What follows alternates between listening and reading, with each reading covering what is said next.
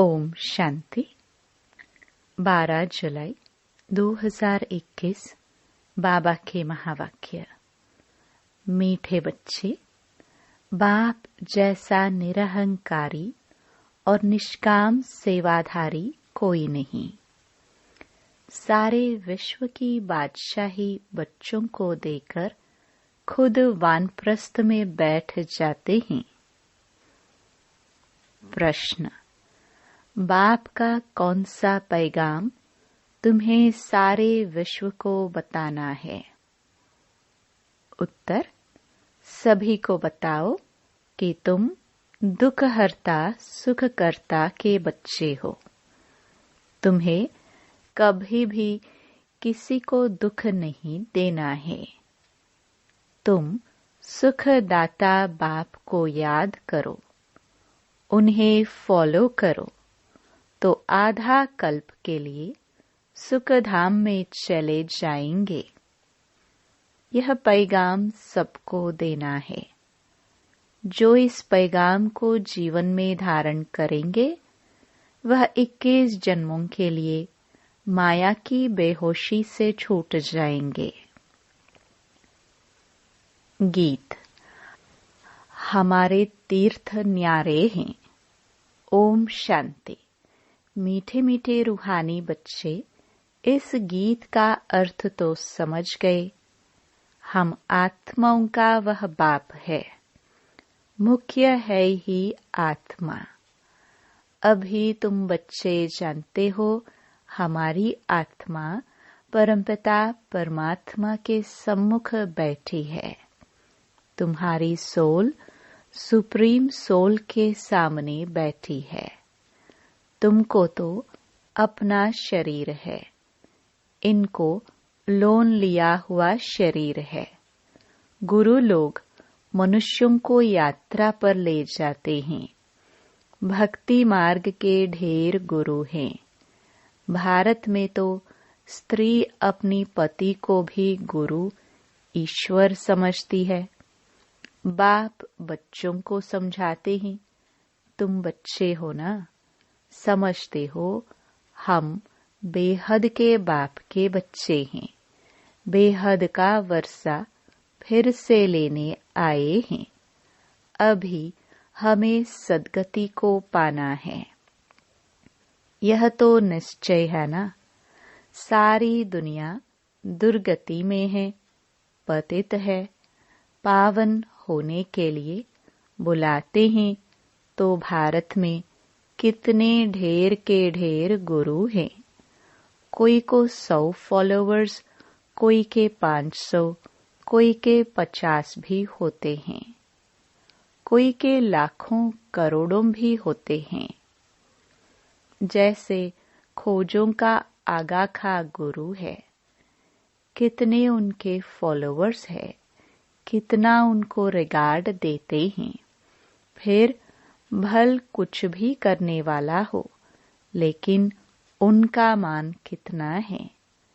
भक्ति मार्ग में गुरु अनेक हैं, फिर वह भी नंबरवार होते हैं। कोई की कमाई पद्मों की होती है, आगा खा की कमाई बहुत है। उनको हीरों में तौलकर दान किया था उनके शिष्यों ने। एक तरफ हीरे, दूसरे तरफ उनका गुरु। हीरे दान करते हैं, कितने हीरे होंगे। आजकल सोने में तो बहुतों को वजन कर देते हैं। दूसरा प्लैटिनम होता है, वह सोने से भी ज्यादा कीमती होता है। वह भी वजन कर दिया था। गुरु का मर्तबा देखो कितना है। ऐसे गुरु लोग तो ढेर हैं। अब इस सतगुरु को तुम क्या देंगे? उनको वजन करेंगे? हीरे वजन कर देंगे? उनका वजन हो सकता है? उनका खुद का ही वजन नहीं है। शिव तो है ही बिंदी। उनका वजन तुम क्या कर सकेंगे? यह तुम्हारा गुरु कितना वंडरफुल है, सबसे हल्का, बिल्कुल ही सूक्ष्म है। तुम्हारा गुरु एक है। तुम जानते हो शिव बाबा तो दाता है। भगवान कभी कुछ ले नहीं सकते, वह तो देते हैं। ईश्वर अर्थ दान सब करते हैं, तो समझते हैं दूसरे जन्म में इसका एवज़ा मिलेगा। कामना तो रखते हैं, अब यह तो है बेहद का बाप। इन जैसी निष्काम सेवा कोई कर नहीं सकता। निष्काम सेवा भी कैसी है। बच्चों को विश्व का सुखधाम का मालिक बनाते हैं। बाबा खुद थोड़े ही विश्व का मालिक बनते हैं। उनको कहा जाता है सुख का सागर, शांति का सागर, पवित्रता का सागर। बच्चों को हर एक बात अच्छी रीति समझाई जाती है। एक ही बाप से तुमको जीवन मुक्ति मिल जाती है। बाबा से स्वर्ग का वर्षा मिलता है। निश्चय किया, बस बाबा और वर्षे को याद करना है। इनको कहते हैं ज्ञान का सागर। सारा सागर मस स्याही बनाओ, सारा जंगल कलम बनाओ, तो भी एंड नहीं हो सकती। तुम शुरू से लेकर लिखते जाओ तो तुम्हारी ढेर पुस्तकें हो जाए। यह नॉलेज तो बहुत वैल्यूएबल है, जो धारण करने की है। जानते हो यह कोई परंपरा तो चलती नहीं। अभी तुमको तंत मिलता है। बाप आकर बच्चों को अपना परिचय देते हैं, वही काफी है। बाप का परिचय देने से, रचता को जानने से रचना का भी ज्ञान आ जाता है। बुद्धि कहती है जो सतयुग में आते होंगे उनके पुनर्जन्म जास्ती होंगे। चक्कर में जो पहले आए होंगे वही आएंगे। इस चक्र को भी अच्छी रीति समझना है। गीत में भी सुना, हमारे तीर्थ न्यारे हैं।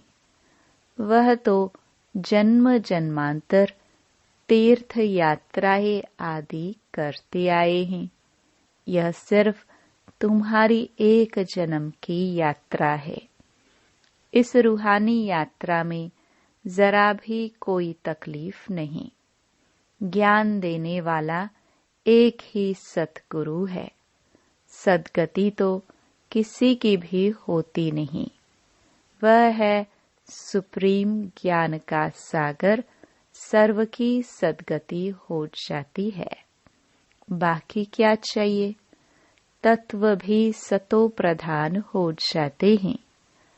यहाँ तमो प्रधान है तो वायु आदि भी ऐसे ही तमो प्रधान होती है। कितने अर्थक्वेक आदि होते हैं। सतयुग में तो कोई भी दुख देने वाली चीज नहीं होगी। बाप है ही दुख हरता सुख करता। तुम उनके बच्चे हो। किसको भी दुख नहीं देना है। सबको यह रास्ता बताना है, सुख का वर्षा पाने का। अब बाप कहते हैं तुमको सुख ही देना है। बाप तुमको आधा कल्प के लिए ऐसा सुख देते हैं जो वहाँ दुख का नाम नहीं रहता। तुम जानते हो बाप से 21 जन्मों का वर्षा पाने हम यहाँ आए हैं। तुम स्टूडेंट हो ना। तुम्हारी दिल में है कि शिव बाबा से स्वर्ग का सुख लेते हैं तो सब दुख दूर हो जाएंगे। बाबा हमको संजीवनी बूटी देते हैं सुरजित होने के लिए। फिर 21 जन्म कभी मूर्छित नहीं होंगे। वह संजीवनी बूटी है, मन मना भव। सर्व का सद्गति दाता एक ही बाप है। उनको निराकार निरहंकारी कहा जाता है। जिस तन में आते हैं वह भी साधारण है। बाप कहते हैं, dear children, I am your obedient father. बड़े आदमी हमेशा ऐसे लिखते हैं, आई एम ओबीडियंट स्टूडेंट। अपने को श्री कभी नहीं लिखेंगे। आजकल तो लिखते हैं श्री श्री फलाना। आपे ही अपने को श्री श्री लिखते रहते हैं। वह बाप है निराकारी निरहंकारी। अब तुम उनके सम्मुख बैठे हो, जानते हो वह हमारा बाप, टीचर, सतगुरु है।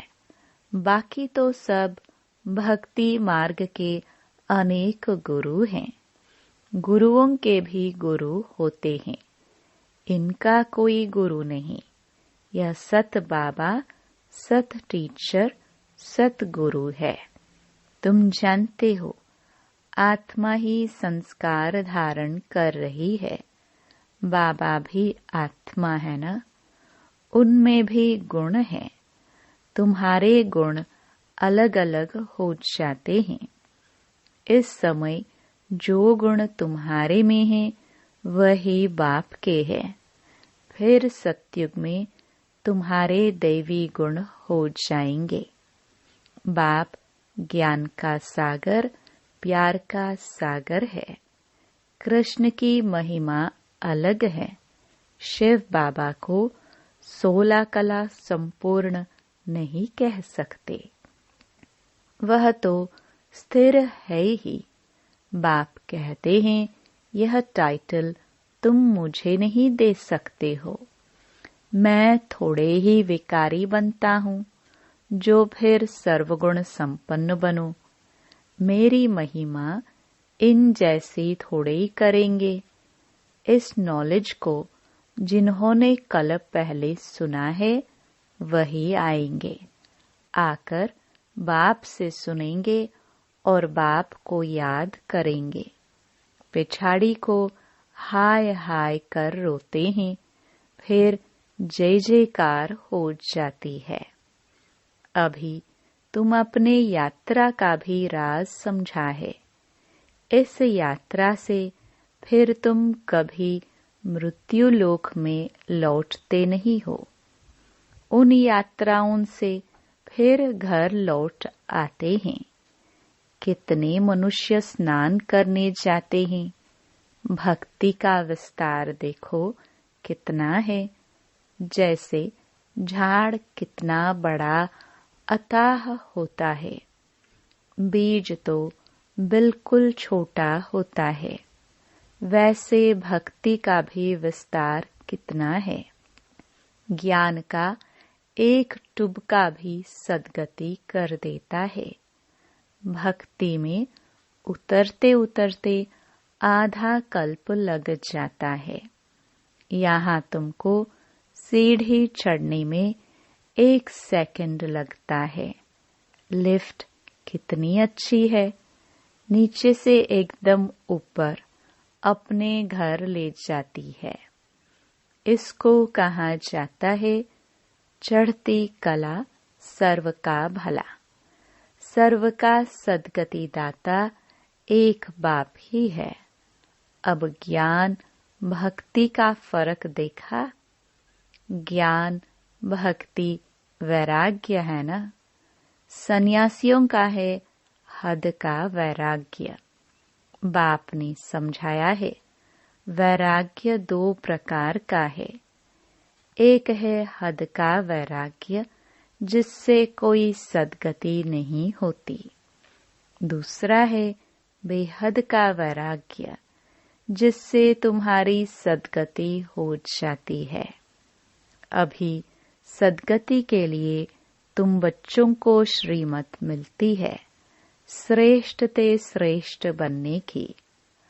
अब श्रेष्ठ दुनिया की स्थापना हो रही है श्रीमत पर। यह भ्रष्ट दुनिया रावण की मत पर बनी है। हम श्रेष्ठ बन रहे हैं, यह बातें तुम ही जानो। दुनिया बिल्कुल नहीं जानती है। तुम्हारे लिए तो कहते हैं यह ब्रह्मा कुमारियां विनाश कराने वाली है। सचमुच विनाश तो होना ही है। इससे ही तो कल्याण होना है। कल्याणकारी बाप आते हैं तो महाभारी लड़ाई लगती है। कहेंगे हमने कहा था ना कि ब्रह्मा कुमारियां विनाश करेंगी। बरोबर विनाश तो होना ही है। पुरानी दुनिया विनाश होगी। हम नई दुनिया स्थापन करते हैं। पुराने के बाद नई जरूर है ही। कल्प कल्प विनाश होता है। तब ही भारत में स्वर्ग के द्वार खुलते हैं।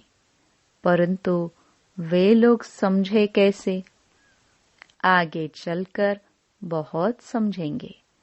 बाप जब आते हैं तो पुरानी दुनिया सारी स्वाहा हो जाती है। तुम्हारा यह यज्ञ तो वंडरफुल है, जिसमें आहुति पड़नी है। यह भी तुम जानो और न जाने कोई। विजय तो पांडवों की होनी है और सब खत्म हो जाएंगे। बाकी तुम पांडव रहते हो, फिर नई दुनिया में राज्य करते हो।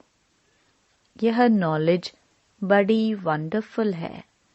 सबका दुख हरता सुख करता सद्गति देने वाला एक ही बाप है। कितना मीठा कितना प्यारा बाप है। कहते आए हो मीठे बाबा, आप जब आएंगे तो आप पर हम वारी जाएंगे। मेरा तो आप, दूसरा न कोई। इसका मतलब यह नहीं कि घर बार छोड़ यहाँ आकर बैठेंगे। नहीं, गृहस्थ व्यवहार में भल रहो। 7 रोज का कोर्स ले, फिर कहाँ भी जाओ। मन मना भव। बाप को याद करना और वर्षा पाना है। बस याद की यात्रा में रहना है। इससे ही बेड़ा पार है। यह भी तुम जानते हो, पवित्र रहना है। छी खाना आदि नहीं खाना है। मुरली तो मिलती ही है। कोई समय मुरली भी नहीं मिलेंगी। आफते आएंगी, हंगामा आदि हो जाएगा तो मुरली मिल नहीं सकेंगी। तुम इन आंखों से जो कुछ देखते हो वह नहीं रहेगा। सब भस्म हो जाएगा। प्रलय तो होती नहीं। दुनिया तो एक ही है। नई सो पुरानी होती है। न्यू वर्ल्ड ओल्ड वर्ल्ड कहा जाता है। अब तो कहेंगे यह ओल्ड वर्ल्ड है, बाकी थोड़ा समय है। वह कहते हैं कल्प की आयु लाखों वर्ष है। कलयुग के लिए कहते 40,000 वर्ष पड़े हैं। वास्तव में 5,000 वर्ष का चक्र है। तुम्हारी बुद्धि में सारी नॉलेज है। मनुष्य तो बिल्कुल पत्थर बुद्धि हैं। एक्टर्स होकर ड्रामा के क्रिएटर डायरेक्टर को न जाने तो उनको क्या कहेंगे? वर्ल्ड की हिस्ट्री ज्योग्राफी कैसे रिपीट होती हैं, यह तो जानना चाहिए ना।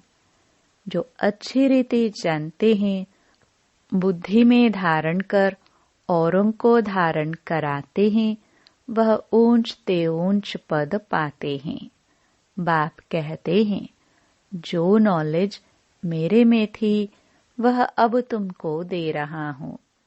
ड्रामा प्लान अनुसार मैं रिपीट करता हूँ। मेरा भी ड्रामा में पार्ट है। भक्ति मार्ग में भी पार्ट बजाया। अब तुमको आकर अपना और रचना के आदि मध्य अंत का परिचय देता हूँ। मैं भी ड्रामा के बंधन में हूँ। मैं आता ही एक बार हूँ, अपना परिचय देने और रचना के आदि मध्य अंत का नॉलेज सुनाने। अच्छा, मीठे मीठे सिखिलदे बच्चों प्रति माता पिता बाप दादा का याद प्यार और गुड मॉर्निंग। रूहानी बाप की रूहानी बच्चों को नमस्ते। धारणा के लिए मुख्य सार। बाप समान ओबीडियंट बनना है। कभी भी किसी बात में अपना अहंकार नहीं दिखाना है।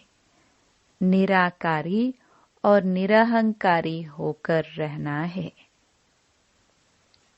दूसरा, बाप टीचर और सतगुरु के कॉन्ट्रास्ट को समझ निश्चयी बुद्धि बन श्रीमत पर चलना है। रूहानी यात्रा पर रहना है। वरदान। व्यक्त में रहते अव्यक्त फरिश्ते रूप का साक्षात्कार कराने वाले सफेद वस्त्रधारी और सफेद लाइटधारी भव। जैसे अभी चारों ओर यह आवाज फैल रहा है कि यह सफेद वस्त्रधारी कौन है और कहाँ से आए हैं, ऐसे अब चारों ओर फरिश्ते रूप का साक्षात्कार कराओ। इसको कहा जाता है डबल सेवा का रूप। जैसे बादल चारों ओर छा जाता है, ऐसे चारों ओर फरिश्ते रूप से प्रकट हो जाओ। जहाँ भी देखे तो फरिश्ते ही नजर आए, लेकिन यह तब होगा जब शरीर से डिटैच होकर अंतःवाहक शरीर से चक्कर लगाने के अभ्यासी होंगे। मनसा पावरफुल होगी। स्लोगन। सर्व गुणों व सर्व शक्तियों के अधिकारी बनने के लिए आज्ञाकारी बनो। ओम शांति।